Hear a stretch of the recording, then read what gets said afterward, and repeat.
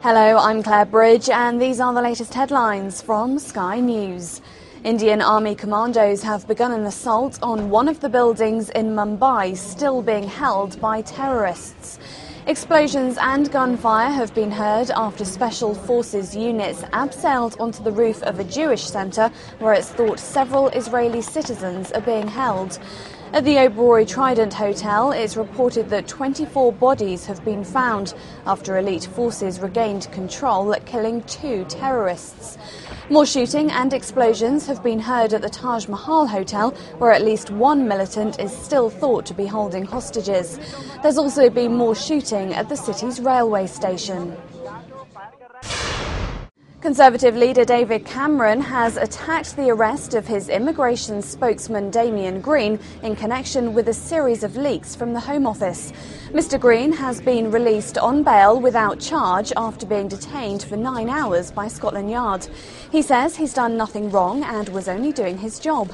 Mr. Cameron says the arrest was heavy-handed and raises serious questions about what the government knew and about the state of our democracy. Today is the last day in office for Britain's top policeman. The Metropolitan Police Commissioner, Sir Ian Blair, resigned last month because of what he said was a lack of support from London's Mayor, Boris Johnson. Sir Ian is warning that his successor faces tough challenges ahead and says politicians must give senior officers breathing room to run their forces.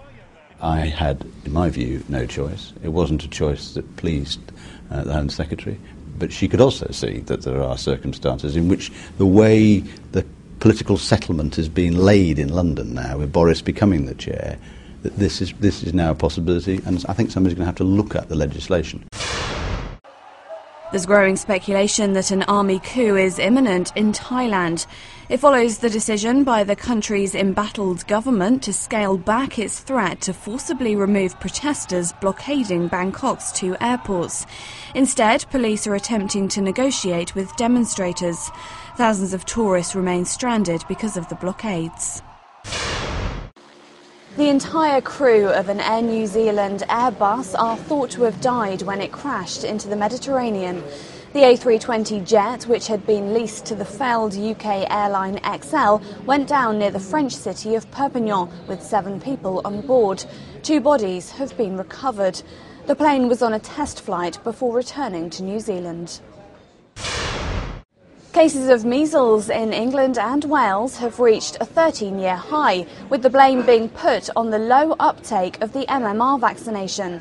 The Health Protection Agency says more than 1,000 people got measles last year, the highest since 1995. Measles, mumps and rubella vaccinations have dropped since research claimed they were linked to an increased risk of autism. That research has since been debunked. The oldest person in the world has died at the age of 115 years and 200 days.